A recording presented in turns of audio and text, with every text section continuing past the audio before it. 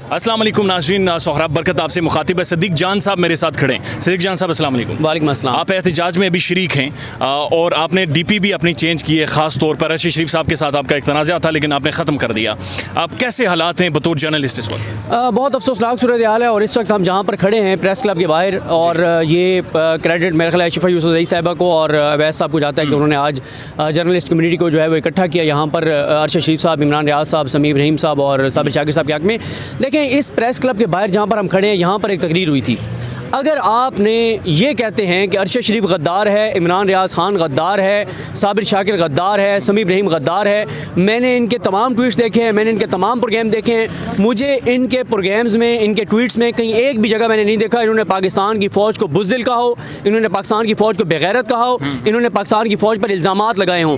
आप इसी जगह पर प्रेस क्लब के बाहर जहाँ हम खड़े हैं, इसके अपोजिट एक शख्स ने खड़े होकर कहा था पाकिस्तान की फ़ौज बुज़दिल है, पाकिस्तान की फ़ौज बेगैरत है, पाकिस्तान की फ़ौज के टैंकों को जंग लग गया है। उसने कहा था कि मैं तुम्हारे घर की औरतों के किस्से बाहर लाऊंगा। उस शख्स को आपने NOC जारी करके जरदारी के जरिए आपने जियो पर 8 बजे प्रोग्राम पे बिठा दिया। और जो यहाँ पर जंग लड़ते रहे हैं, जो हमेशा फ़ौज का दिफा करते रहे हैं, जिनके ऊपर इल्ज़ामात लगते थे कि फ़ौज के लिए ये करते हैं, ये करते हैं, ये करते हैं, जो हर वक्त पाकिस्तान के गुण गाते थे, जो पाकिस्तान से मोहब्बत करते थे, करते हैं और करते रहेंगे, कभी पाकिस्तान के खिलाफ नहीं जाएंगे, उनको आप गद्दार कह रहे हैं। तो ये जिनको सोचना चाहिए उनको बिल्कुल सोचना चाहिए, ये कोई रवैये दुरुस्त नहीं है। और अगर आपने इस बात पर कार्रवाई करनी है, फिर कार्रवाई वहाँ से शुरू करें जब नाम ले लेकर जनरल बाजवा तुम्हें इस जुर्म का हिसाब देना होगा, जनरल फैज़ तुम्हारे साथ ये करेंगे, फिर उन लोगों से शुरू करें, फिर उस बंदे से शुरू करें जिसने वहाँ पर क्वेटा में खड़े होकर कहा था कि पाकिस्तान की दुश्मन पाकिस्तान की फ़ौज है, भारत की फ़ौज नहीं है। अगर एहतसाब करना है उस शख्स का पहले करें जिसने कहा था कि पाकिस्तान की फ़ौज जहाँ पे ऑपरेशन करती है वहाँ पे इनके जवान जाके इसमत दरियाँ करते हैं। ये जलसों में खड़े होकर ये ज़बान इस्तेमाल की गई। अगर पकड़ना है उसको पकड़ें जिसने कहा था कि हम बॉर्डर पे जो बाढ़ लगी हुई है इसको उखाड़ फेंकेंगे, जिस बाढ़ में हमारे शोधा का खून शामिल है।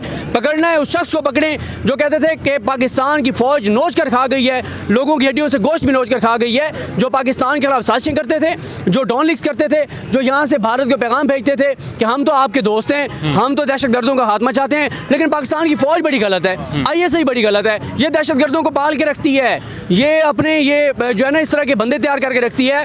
ये अगर पकड़ना है उस शख्स को पकड़ें जो कहता था कि वहाँ पे भारत में जो दहशतगर्दी हो रही है वो पाकिस्तान से हो रही है। ये चीज़ें तो सारी मौजूद है और उनका एहतसाब होना चाहिए। लेकिन आपसे सवाल ये है कि पाकिस्तान के जो प्रोमिनेंट साफ़ी हैं उनमें डिवीजन क्यों है? एक पाकिस्तान की बड़ी साफ़ी हैं, एक मुनावर साफ़ी हैं, उन्होंने सियासत दौड़ पी के जो हमारे फाउंडर हैं, टीम लीडर अदील हबीब साहब पर भी FIA में जाकर दरख्वास्त दी है इंटिमिडेशन की। हाँ, ये साफ़ी जब एक दूसरे के खिलाफ इस तरह की FIRs देंगे तो कैसे इन मामलों को एड्रेस किया जाएगा? लेकिन अदील हबीब साहब वाले मसले पे आता हूँ, इस पर मैंने बात करनी है, बड़ी आपके साथ बड़ी इंपॉर्टेंट चीज़ है। लेकिन मसला क्या है, यहाँ पर हमने बहुत सारे देखे, हमने साफ़ी देखे जो खुद को एंटी एस्टैब्लिशमेंट कहा करते थे, जो कहते थे हम फ़ौज के खिलाफ हैं, जो कहते थे फ़ौज का सियासत में किरदार नहीं होना चाहिए। आज वो क्या कह रहे हैं? चीख चीख के भीख मांग रहे हैं फ़ौज से कि आओ मदद करो इस हुकूमत की।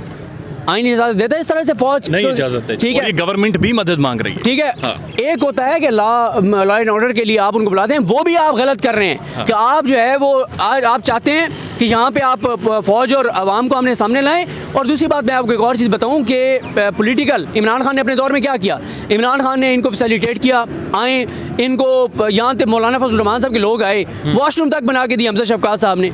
जिस रात बारिश हुई इमरान खान साहब ने हमजा शफकात साहब को भेजा, जाएँ यार उनकी मदद करें, उनको फैसिलिटेट करें, खाना दें, उनको रिहाइश दें, सारा कुछ करें। ये होता है फिर बड़ापन, ये होती है आला ज़रफ़ी, जब आपको खौफ नहीं होता। जिनको खौफ होता है उनकी सूरत हाल आप देख लें, कहते हैं हमने आर्टिकल 245 के जरिए फ़ौज के हवाले करना है, और भाई फिर सारा मुल्क की फ़ौज के हवाले कर दें। वैसे ही अगर आपसे नहीं संभाला जाता फ़ौज के हवाले कर दें। आपने ट्वीट्स भी किए, इस पर कोई हतमी फैसला किया गया है? अभी मुशावरत चल रही है। देखें ये करेंगे, लेकिन अगर उधर से इनको इनकार हो गया तो वहाँ पे भी दो चीज़ें हैं। कुछ लोग कहते हैं कि आपको ऑर्डर देना चाहिए ताकि पब्लिकली फ़ौज इनकार करेगी तो चीज़ें लोगों के सामने आएंगी, फ़ौज बदनाम होगी, फ़ौज के ऊपर इल्ज़ाम लगेगा। लेकिन एक ये भी है कि हमें ये नहीं करना चाहिए। ये मुशावरत चल रही है, आज फैसला हो जाएगा कि क्या होता है। अब आते हैं उस मामले पर जो आपने siyaset.pk वाली बात की। देखें, अदील हबीब साहब के जो ट्वीट्स जिसको वो बुनियाद बनाया है, ये वो ख़वातीन हैं जिनकी आप किसी फेक न्यूज़ को कह दें कि फेक न्यूज़ है तो हैरेसमेंट हो जाती है। ये वो लोग हैं जो वैसे इतने ज़्यादा इज़हार राय के चैम्पियन हैं कि कहते हैं कि औरत मार्च की हिमायत, कि जी औरत मार्च मेरे जिस्म मेरी मर्ज़ी की। इनके इंटरप्रिटेशन ये है, तारीफ़ यह है कि एक बेटी कुछ भी कर रही है घर में किसी और के साथ, बाप उससे नहीं पूछ सकता। यानी इतनी इनको आज़ादी चाहिए, इनको इतनी आज़ादी राय चाहिए कि आप जिसके बारे में जो मर्ज़ी कह दें, पाकिस्तान के जिस इदारे को जो मर्ज़ी कह दें, पाकिस्तान की क़यादत, फ़ौज की क़यादत को जो मर्ज़ी कह दें, ये आज़ादी राय है। खुद आप तड़पने और फड़कने लग जाते हैं। और जगरीदा फारूकी साहिबा तो जब से शहबाज शरीफ साहब आए हैं वो बड़ी ऊँची हवाओं में, वो बहुत खुश हैं। वो एक तो मशवरे भी ओपनली देती हैं, शहबाज शरीफ को ये करना चाहिए, ये करना चाहिए, ये करना चाहिए। उधर से वो जो है वो ये नोटिस भी भेज रही हैं। आप तो आज़ादी राय की बहुत बड़ी चैंपियन थी, आप तो बार बार कहती थी कि ये पीका ख़त्म होना चाहिए। आज आप जो है वो नोटिस भेज रही हैं। किस हैसियत से आप नोटिस भेज रही हैं? फिर पहले भी आप करती ना, आप किस किस तरह के लोगों को सपोर्ट करती रही हैं, जो लोगों के ऊपर किस किस तरह के गलीज़ और घटिया हमले करते थे, इल्ज़ामात लगाते थे, आप उनको सपोर्ट करती रही हैं। आज आप जो है वो अदील हबीब साहब को नोटिस भेज रही हैं, आप siyaset.pk को नोटिस भेज रही हैं। मामला कुछ और है।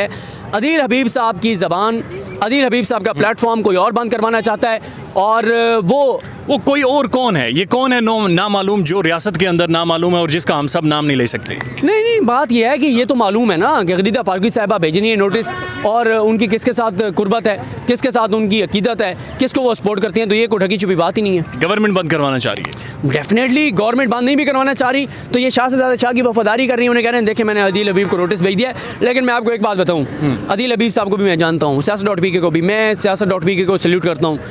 पाकिस्तान का सबसे मौसर, सबसे बड़ा प्लेटफॉर्म, और आप जैसे इनकी टीम मेंबर हैं जो हर जगह जाके और कवर करते हैं। क्या किया है siyaset.pk ने? कोई एक चीज़ तो बताए ना कि गलत किया है। यही किया कि आपके झूठ एक्सपोज करते हैं, आपकी दोनों भी एक्सपोज करते हैं, आपकी फेक न्यूज़ एक्सपोज करते हैं, और आप फिर तड़पते और फड़कते हैं। तो अब आप तड़पेंगे, आप फड़केंगे। वो जो उन्होंने मरियम औरंगज़ेब साहबा ने जो कहा था ना कि रो पीटो मातम करो, जो मर्ज़ी करो, ये हुकूमत नहीं रह सकती।